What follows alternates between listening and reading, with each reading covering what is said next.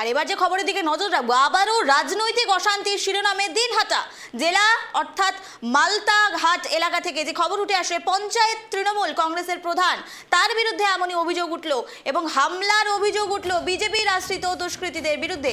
গুরুতর আহত গিরেন বাবু বর্তমানে দিনহাটা মহকুমা হাসপাতালে চিকিৎসাধীন বলে জানা যাচ্ছে। ঘটনার প্রেক্ষিতে থানায় লিখিত অভিযোগ দায়ের করা হয়েছে বলে জানা যাচ্ছে। তবে বিজেপির নেতৃত্বে এই ঘটনার অভিযোগ অস্বীকার করেছে।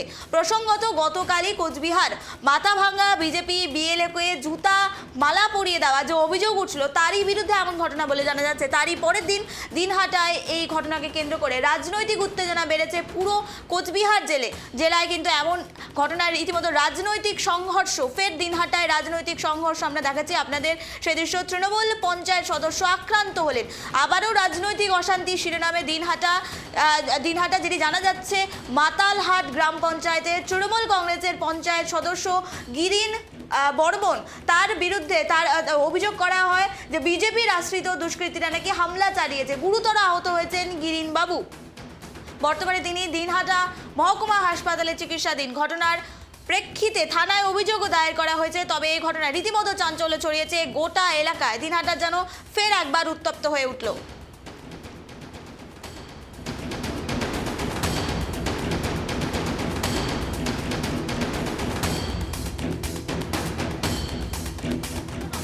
দিনহাটায় ফের রাজনৈতিক সংঘর্ষ, আবারও যেন দিনহাটা রাজনৈতিক সংঘর্ষে ঘিরে গেল এমন ঘটনায় রীতিমতো চাঞ্চল্য ছড়িয়েছে। আবারও রাজনৈতিক অশান্তির শিরোনামে দিনহাটা মাতালহাট গ্রাম পঞ্চায়েত এলাকার যে পঞ্চায়েত সদস্য গিরিন বর্মন, তাকে হামলা করা হয়, তার উপর হামলা করা হয় এমন অভিযোগ। এবার অভিযোগ উঠল বিজেপির বিরুদ্ধে।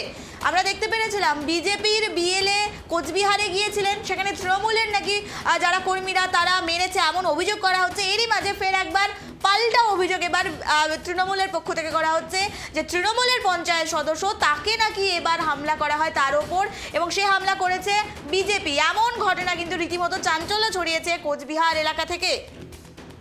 আরো বিস্তারিত জানবো, টেলিফোন লাইনে রয়েছে প্রতিনিধি বিপুল। তোমার থেকে জানতে চাইবো যে খবরের দিকে আমরা কিছুক্ষণ আগেই নজর রেখেছিলাম যে বিজেপির বিএলএ কে মেনেছে তৃণমূল, এমনটা বিজেপির পক্ষ থেকে অভিযোগ করা হচ্ছে। এবার কিন্তু আরেকটি বিপরীত চিত্র দেখা যাচ্ছে, যেখানে এবার তৃণমূলের পঞ্চায়েত সদস্য তাকে মারা হয়েছে এবং অভিযোগের তীর বিজেপির দিকে। কিভাবে দেখছো বিষয়টি, কি জানা যাচ্ছে বিপুল? হ্যাঁ, একদমই দেখো নিবেদিতা, তোমাকে জানিয়ে রাখবো বরাবরই রাজনৈতিক পর্যায়ে কিন্তু শিরোনামে থাকে কোচবিহারের দিনহাটা বিধানসভা। এবারেও কিন্তু তার ব্যতিক্রম হলো না।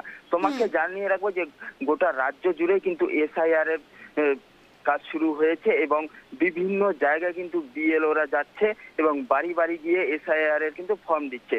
সেই মোতাবেক কিন্তু কোচবিহার দিনহাটাতেও এই একই কাজ চলছে। তৃণমূল কংগ্রেসের পক্ষ থেকে অভিযোগ করা হয় যে দিনহাটার যে মাতালহাট আছে, সেই মাতালহাটে কিন্তু গতকাল গিয়েছিল বিএলও ফর্ম দিতে। অভিযোগ সেখানে কিছু বিজেপি আশ্রিত দুষ্কৃতীরা বিএলও কে বাধা দেয়। পরবর্তীতে ওই এলাকায় যান ওই এলাকারই তৃণমূল পঞ্চায়েত সদস্য গিরিন বর্মন।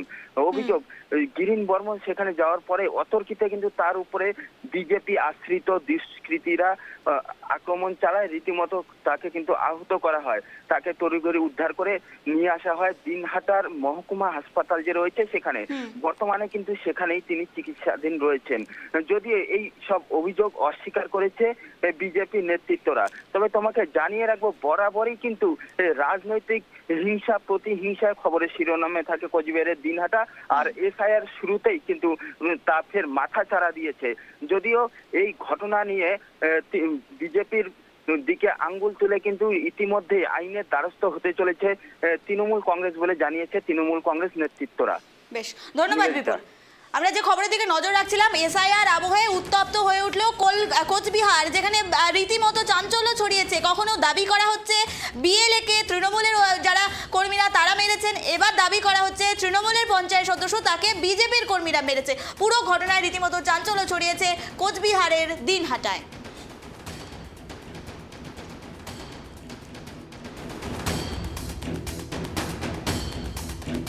মারছে তারা কোন দলের? বিজেপি দলের, বিজেপির হানমাদরা। তারপর ওরাই আমাকে মারছে। কারা? বিজেপির কোন পদে আছে ওরা? দুইজন আছে মন্ডল কমিটির সদস্য, একজন হচ্ছে বুধের সভাপতি। কি নাম? চঞ্চল বর্মন। দুইজনের নাম কি? আর দুইজন হচ্ছে, একজন হচ্ছে নরেশ বর্মন আর একজন অনন্ত বর্মন, ওরা নরেশ বর্মন কোন পদে আছে? মণ্ডল কমিটির সদস্য। আর আর অনন্ত আছে মণ্ডল কমিটির সদস্য। 4 তারিখ থেকে যখন ফর্ম বিলি শুরু হয় এসআইআর, তখন বিএলও ওখানে যায়। তো যাওয়ার পরে মানে ওখানে যখন ফর্মটা বিলি হয় তখন কিছু দুষ্কৃতী, যেটা বিজেপির এবং বিজেপির আশ্রিত দুষ্কৃতী, তারা এখানে গিয়ে বাধা দেয়। সেখানে তারপরে বিএলও বুঝিয়ে সুঝিয়ে তাদেরকে পাঠিয়ে দেয়। কিন্তু আজকে আবার তারা সেখানে গিয়ে সেই বিএলওকে তারা অত্যাচার করে, যে ফর্ম বিলিতে বাধা দেয় এবং এসআইআরের সম্পর্কে তারা অকথ্য ভাষায় গালিগালাজ করে বিএলওকে। এবং তারপরে সেখানে পঞ্চায়েত মেম্বার আমাদের গ্রিন বর্মন সেখানে ছুটে যায়।